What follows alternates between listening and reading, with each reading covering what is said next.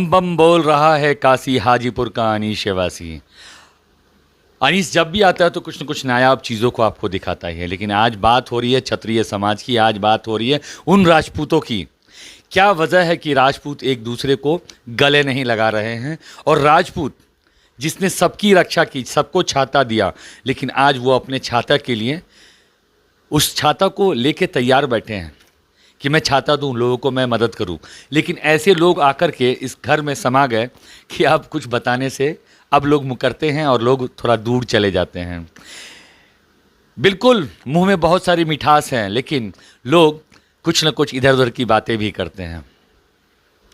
हम सीधे सीधे बात करेंगे एक ऐतिहासिक पौराणिक चीज़ की, जो कि शायद आप लोगों ने कभी नहीं देखा होगा। ये वो लैंप है, उस सदी का लैंप है। इस लैंप के बारे में भी मैं कहानी सुनाऊंगा, और ये ऐसा लैंप शायद आपने कभी देखा नहीं होगा। ये जो लैंप है बहुत पुराना और बहुत एक युग का लैंप है।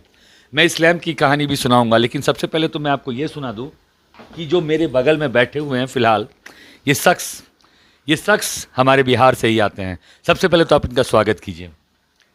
जी नमस्कार, बहुत बहुत धन्यवाद अनीश जी, जो आप जो है सो हमारे यहाँ पहुँचे हैं, और आपके माध्यम से जो है मैं, मेरे परिवार, मेरे पूर्वज या ऐतिहासिक इस पृष्ठभूमि के बारे में आप कुछ जानकारी चाह रहे हैं। स्वागत है आपका। सर सबसे पहले तो ये बताइए कि ये जो चीज़ है सर, ये है क्या सर? ये चीज़ सबसे पहले तो ये मुझे अट्रैक्ट कर रहा है, ये है क्या? ये देखिए, धर्मशास्त्रों में लिखी हुई चीज़ें हैं। चूँकि मैं बहुत सौभाग्यशाली अपने आप को मानता हूँ कि प्रभु ने, ईश्वर ने हमें जो है मानव जाति में जन्म दिया। मानव जाति में आने के बाद जो है हमें क्षत्रिय कुल में दिया। क्षत्रिय कुल के बाद जो है सो हम उस ऐतिहासिक पृष्ठभूमि पर आए जिसे हरिहर क्षेत्र के नाम से जाना जाता है। वो भी अपने आप में एक पौराणिक और ऐतिहासिक और धार्मिक जो है सो कथा समेटे हुए है। और उसके बाद मेरा जन्म उस परिवार में हुआ जिसका एक अपना अलग परंपरा ऐतिहासिक जो है सो रहा है, जिसने देश के लिए, राष्ट्र के लिए, धर्म के लिए और अपने समाज के लिए बहुत कुछ बलिदान दिया है। मेरा नाम सुधीर कुमार सिंह है। मैं यहाँ सोनपुर पक्का घर का निवासी हूँ, और मेरा घर पक्का घर के नाम से जाना जाता है। सर अब एक चीज़ पूछूं, ये पक्का घर, कच्चा घर तो गांव में बहुत सारे होते हैं, तो आपने ऐसी शौक से तो नहीं रख लिया पक्का घर नाम? नहीं, ये ऐतिहासिक रूप से मेरे परिवार को मिला। चूँकि मेरा परिवार जो है सोना सिंह का वंशज है, और सोना सिंह के वंशज के बाद लगातार जो है सो ये गढ़ है, और यहीं पर सोना सिंह निवास करते थे। और उसके बाद जो है सो परंपरागत ढंग से हमारे पूर्वज जो है सो आते चले गए, जिनका सदैव हृदय में जो है राष्ट्रवाद रहा है, धर्मवाद रहा है, अपने सनातन परंपरा की रक्षा रहा है। और उसी के तहत लाखों अंग्रेज़ों के द्वारा या उनके बनाई व्यवस्था के द्वारा जो है सो आहत किया गया, लोभ दिया गया। कभी भी इन लोगों ने राय साहब की पदवी नहीं लिया। वो अपने वसूल पर, अपने ईमान पर, अपने कर्म पर और अपने घर के इस पक्का बनने पर, ये 300 साढ़े 300 वर्ष पुराना जो है सो ये मकान है, जो आप देखेंगे गंगा जी के धार में बना था। 150 साल पहले गंगा जी का धार जो है सो यहाँ से बदल के और यहाँ से आगे चला गया सबलपुर की ओर जो है। नहीं तो यही धार जो है सो नीचे की ओर निकलते हुए, और जो है सो हरिहर क्षेत्र नीचे बाबा हरिहर नाथ के नीचे जो है सो गजगरा की जो भूमि है, वहाँ पर जो है सो जाके निकलती थी। उस बीच में बना हुआ ये मेरा मकान है। अब मुझे पक्का घर के बारे में तो आपने बता दिया, कहीं आप लोग जुबान के पक्के वक्के तो नहीं है कहीं? हम लोग शुरू से ही जो है जिसे वचन देते हैं उस वचन का निर्वहन करते हैं। पक्का बोलते हैं, पक्का कर्म करते हैं, और पक्के अपने ईमान को रखते हैं, इसलिए पक्का घर के नाम से जाने जाते हैं। ऐसे तो घर बहुत सारे पक्के बन गए हैं। उस आलोक में तो हमारा जो है सो छोटा सा दिए के समान मकान है, लेकिन उसकी खासियत यही है कि ये इस इलाके में, इस क्षेत्र में उस तरह का निर्माण नहीं हुआ था जब 350 वर्ष पहले जो है सो इसका पक्के का निर्माण हुआ था, इसलिए पक्का घर का नाम पड़ा है। सर मुझे एक चीज़, एक इतिहास की जब बात हो रही तो इतिहास के पन्नों को हम खंगालते हैं तो लगभग 1700 ईस्वी में ये सोनपुर मेला का जिक्र आता है सर। जब अकबर भी यहाँ पे आया करते थे अपने हाथी को खरीदने और बेचने के लिए, और बहुत सारी पौराणिक बातें हैं। लेकिन मुझे सर सीधे सीधे ये बताइए, आपका कहीं सोनपुर मेले में जिक्र नहीं होता है सर। आप सोनपुर मेले से बिल्कुल कटे कटे हुए हैं सर। ये क्या है इसमें, ज़रा इस गुत्थी को भी खोलिए सर। देखिए, जहाँ तक आपने अकबर और मान सिंह की बात लाया, यहीं पर आप गढ़ पे जाएंगे, वहाँ पर अकबरपुर है जी। जहाँ जिगर है, जहाँ काली माता का मंदिर है और गौरी शंकर मंदिर है। उस गढ़ पर मान सिंह जो है सो अपना वास किए हुए थे और फौज और सेनाओं के साथ रहते थे। मान सिंह के द्वारा प्रशस्ति पत्र जो है सो हमारे पूर्वज को दिया गया था।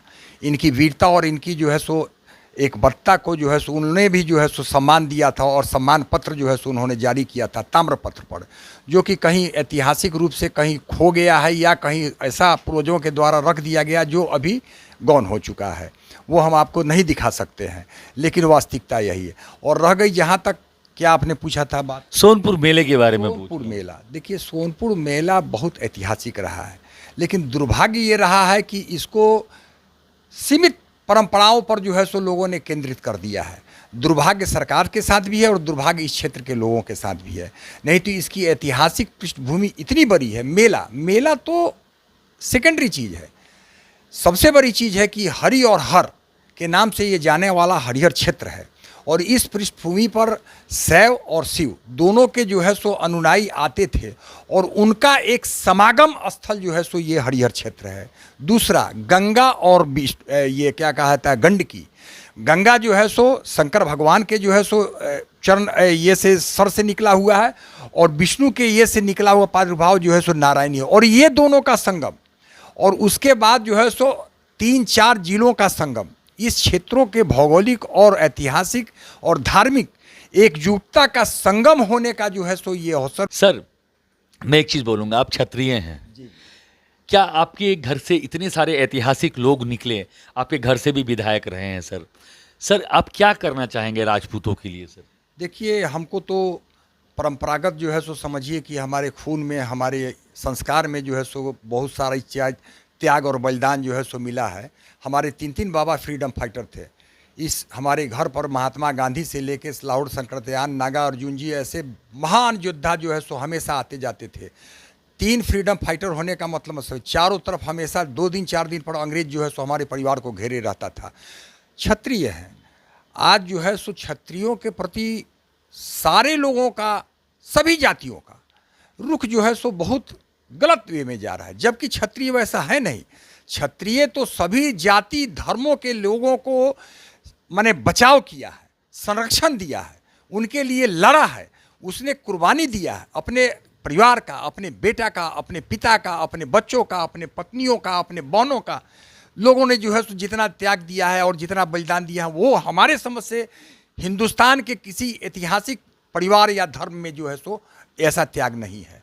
हम चाहते ये हैं समाज, देखिए, चूँकि हम क्या कहें समाज के बारे में और सत्ता के बारे में, वो आप लोगों से भी छुपा नहीं है, लेकिन समाज में अभी क्षत्रिय लोगों की जिम्मेवारी बढ़ गई है, मैं ये सोचता हूँ।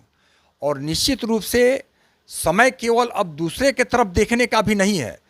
जितने भी जिले हैं और जितने भी जो है सो बिहार ही नहीं और आगे भी, उन सारे क्षत्रियों को एकत्रित और संगठित होने की ज़रूरत है, और एक रूप में आगे बढ़ने और बढ़ाने की ज़रूरत है। आपस में सद्भाव रखते हुए, दहेज प्रथा को विलीन करते हुए, अपने बच्चों को जो है सो, अपने जो है सो बच्चियों के साथ जो है सो एक दूसरे का जो है सो शादी विवाह कराने की व्यवस्था बनानी होगी, और संगठित होकर मजबूत होने की आवश्यकता। क्योंकि मैं देख रहा हूँ आने वाले समय में जो ये बहुराष्ट्रीय और इस तरह का जो है सो ग्लोबलाइज जो है सो ये जो चल रहा है जो है सो तिकर्म, उसमें निश्चित रूप से जानिए हिंदुस्तान में अगर फिर खड़ा होगा और फिर लड़ाई लड़ेगा तो ये क्षत्रिय और राजपूत जाति ही लड़ेगा। दूसरा कोई जो है सो नहीं है जो इस चीज़ को जो है सो आगे निर्वहन करेगा। सर, एक चीज़ पूछूंगा, क्षत्रिय जाति में आपके राजीव प्रताप रूढ़ी हैं, उधर रामा सिंह जी हैं, उधर सुधांशु जी हैं और आनंद मोहन जी हैं।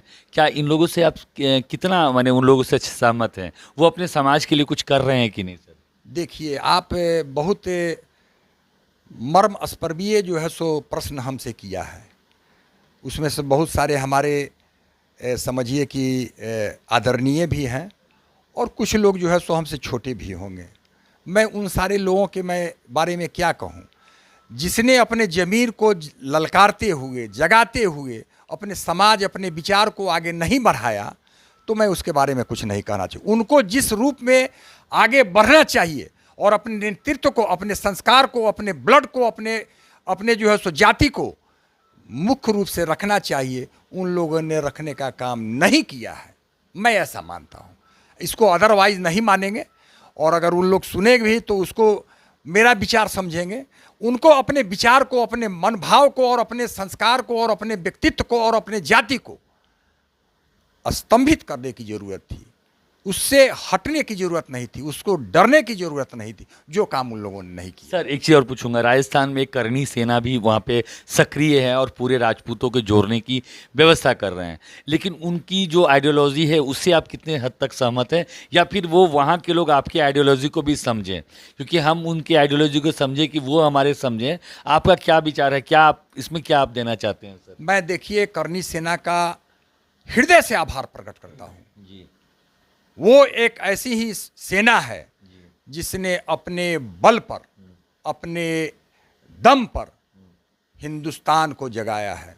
राजपूतों को एकीकृत करने का अगर किसी ने काम किया है इस आज़ादी के बाद से, तो वो एक करनी सेना है। मैं तहे दिल से उनका आभार व्यक्त करता हूँ। मैं तो चाहूँगा कि करनी सेना के लिए अगर कुछ करने का मौका मिलेगा तो मैं तन मन धन से भी करने के लिए तैयार हूँ।